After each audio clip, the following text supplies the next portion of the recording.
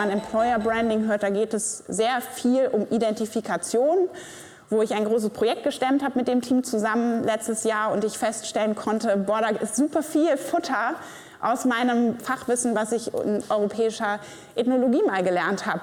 Wie Menschen so ticken, wie Identifikation entsteht und worauf man da achten muss, auch sehr sozusagen analytisch zu arbeiten und so weiter. Und das fand ich ganz toll, es hat mir viel Spaß gemacht.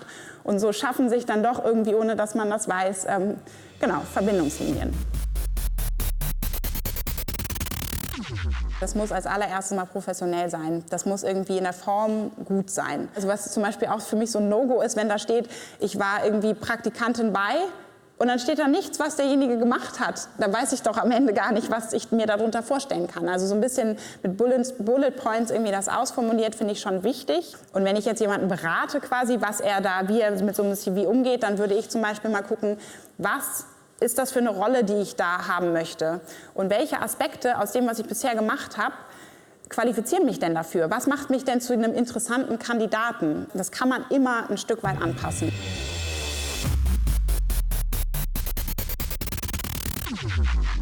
Vorbereitet sein, Fragen stellen. Man bekundet ja quasi Interesse dadurch, dass man auch wissen möchte, was erwartet mich da? Wie sieht mein Arbeitsalltag aus? Was ist mein Vorgesetzter? Was ist dem wichtig? Was für eine Erwartungshaltung wird sozusagen an mich herangetragen und so weiter?